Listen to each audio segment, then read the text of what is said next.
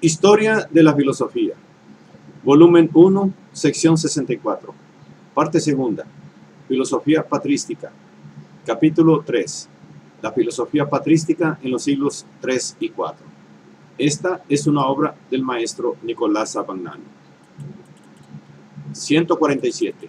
Orígenes. El destino del hombre. El destino del hombre forma parte integrante del movimiento conjunto del mundo a que el hombre pertenece. El hombre, primeramente, era una sustancia racional, una inteligencia. Con la caída se convirtió en alma. El alma es algo intermedio entre inteligencia y cuerpo.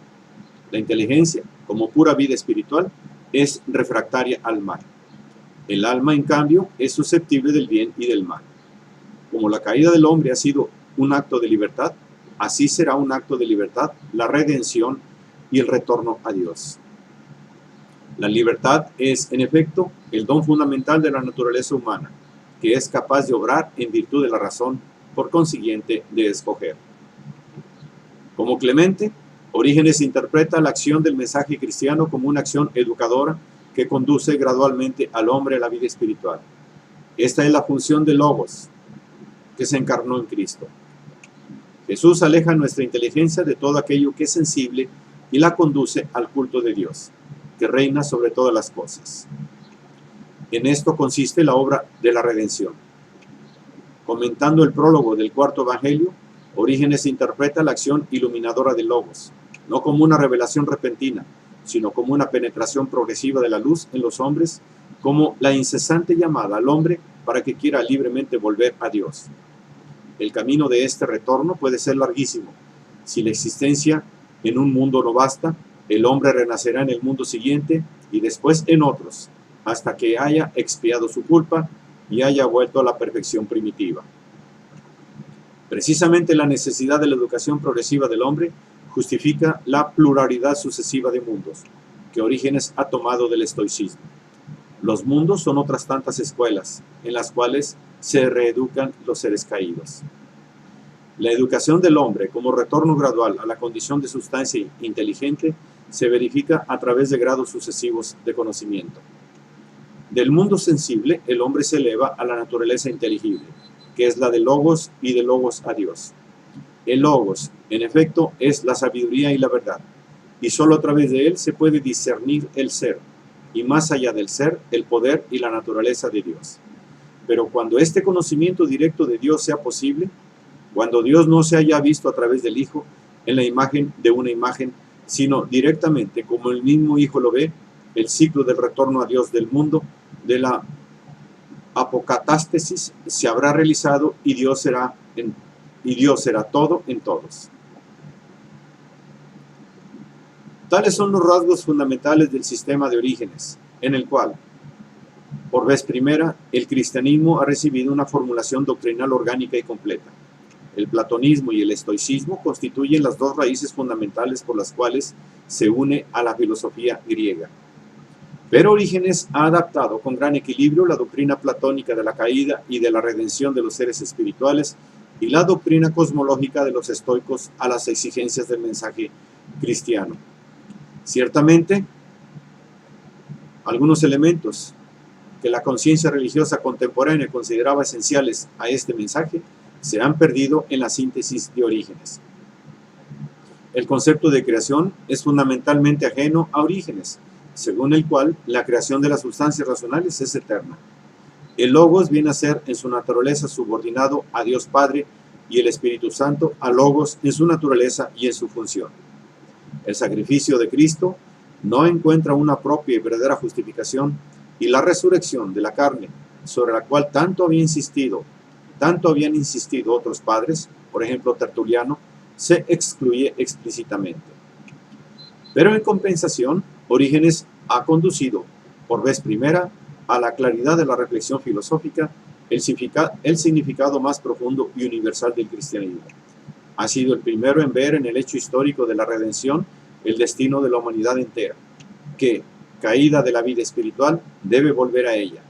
Por primera vez ha reunido en una única visión de conjunto la suerte de la humanidad y la suerte del mundo, haciendo de la antropología cristiana el elemento de una concepción cosmológica. Por primera vez, en fin, ha afirmado enérgicamente la exigencia de la libertad humana que se había perdido no solo en las doctrinas dualistas de los agnósticos, sino también en todas aquellas interpretaciones que hacían del hombre el sujeto pasivo de la obra redentora de Cristo. Por último, conviene recordar que Orígenes es el primero en expresar claramente el principio en que debían inspirarse las doctrinas políticas del cristianismo en los siglos venideros, empleando aquí también un concepto estoico. Afirma él que existen dos leyes fundamentales, la natural, cuyo autor es Dios, y la escrita, que está formulada en los diversos estados. Sobre esta base, afirma la independencia de los cristianos ante la ley civil. Cuando la ley escrita no se opone a la ley de Dios, conviene que los ciudadanos la observen y la antepongan a las leyes extranjeras. Pero cuando la ley de la naturaleza, es decir, la ley de Dios, ordena cosas contrarias a la ley escrita, la razón te aconseja abandonar de buen grado las leyes escritas y la voluntad de los legisladores y obedecer únicamente a la ley de Dios, y regular tu vida según sus enseñanzas, aunque ello cueste trabajo, muerte y deshonra. De esta manera, se aplicaba el principio estoico del derecho natural, empleándolo en defender la libertad de los cristianos frente a la ley civil. 148. Seguidores y adversarios de Orígenes. Discípulo de Orígenes fue Dionisio de Alejandría, al cual Eusebio da el calificativo de grande. Desde el 231 o 232 fue jefe de la escuela catequética de Alejandría, sucediendo a Heraclio. En el 247 o 248 fue nombrado obispo de la ciudad y murió el 264 o 265. Los discursos sobre la naturaleza, de los que Eusebio nos ha conservado fragmentos, estaban dirigidos contra el atomismo de Demócrito y de los epicúreos. Entre sus numerosas cartas, muchas de las cuales tratan cuestiones dogmáticas y disciplinarias, las que escribió contra el sabelianismo acentuaban la diferencia entre Logos y Dios Padre, haciendo de él una creación del Padre. Pero en una obra ulterior, titulada Refutación y Defensa, abandonó su interpretación y dio otra completamente ortodoxa. Discípulo de Orígenes fue también Gregorio Taumaturgo, que nació hacia el año 213 en Neocesarea del Ponto. Fue obispo de su ciudad natal y murió en tiempos de Aureliano, en 270 o 275. Dos biografías, una de Gregorio Niceno, la otra siríaca, que es un arreglo de la primera, narran una serie de historias milagrosas que explican su sobrenombre. Gregorio es autor de un discurso de acción de gracias en el cual se exalta la obra del maestro Orígenes, de un escrito a Teopompo sobre la capacidad e incapacidad de padecer en Dios, conservado solo en siríaco, y en el cual se discute la cuestión de si la impasibilidad de Dios implica su despreocupación por los hombres, y de otros escritos menores exegéticos y dogmáticos. Se le atribuye también el breve tratado sobre el alma a Tasiano, que examina la naturaleza del alma fuera de toda prueba tomada de las Escrituras.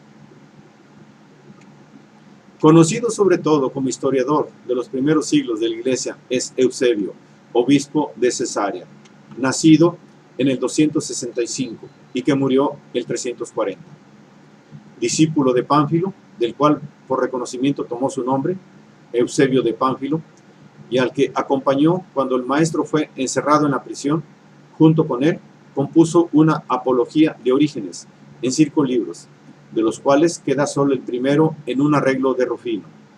Eusebio es autor de una crónica que lleva por título Historias diversas y de una historia eclesiástica, que llega hasta el año 323 y es un riquísimo archivo de hechos, documentos y extractos de obras de toda clase de la primera época de la Iglesia.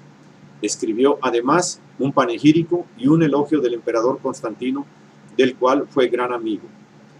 Las obras dogmáticas contra Marcelo y sobre la teología eclesiástica demuestran una acentuada tendencia al arrianismo, cuya tesis fundamental sobre la no identidad de naturaleza entre el Padre y el Logos defiende. Las obras apologéticas, preparación evangélica, en 15 libros y demostración evangélica en 20 libros, de los cuales nos quedan solo los 10 primeros. Tienden a demostrar la superioridad del cristianismo sobre el paganismo y el judaísmo. Un extracto de estas dos obras es el escrito sobre la teofanía, en 5 libros, de los que nos quedan fragmentos en griego y una versión siríaca completa. Se conservan de Eusebio otras obras apologéticas, Introducción General contra Heracles, y algunas partes o fragmentos de su vasta obra exegética de las Sagradas Escrituras. El escrito filosóficamente más significativo es la Preparación Evangélica, en el que Eusebio, empleando la rica biblioteca de Cesarea, acumuló un vastísimo material de extractos de escritos griegos que son frecuentemente preciosos aún para nosotros, por haberse perdido las obras de las cuales fueron tomados. Esta obra está dominada por la convicción de que la filosofía y la revelación son idénticas y que el cristianismo ha encontrado su plena expresión, la verdad que ya había alboreado en los filósofos griegos. Es la misma convicción que había animado a Justino, Clemente y Orígenes, y que dominará la obra de San Agustín. Aquella identidad le parece a Eusebio evidente, y sobre todo por lo que se refiere al platonismo. Platón es considerado como un profeta, o como un Moisés ático. Platón y Moisés van de acuerdo y tienen las mismas ideas.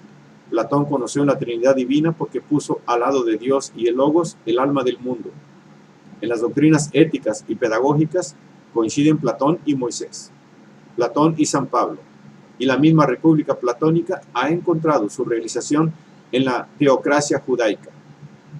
Con todo, Platón queda anclado en el politeísmo y admite el dualismo de Dios y de la materia eterna, que son irreconciliables con el cristianismo. Ha llegado, pues, hasta el vestíbulo de la verdad, no hasta la verdad misma. Esta fue revelada por el cristianismo, que por ello es la verdadera y la definitiva filosofía. En el cristianismo no solo los hombres son filósofos, sino también las mujeres, los ricos y los pobres, los esclavos y los señores.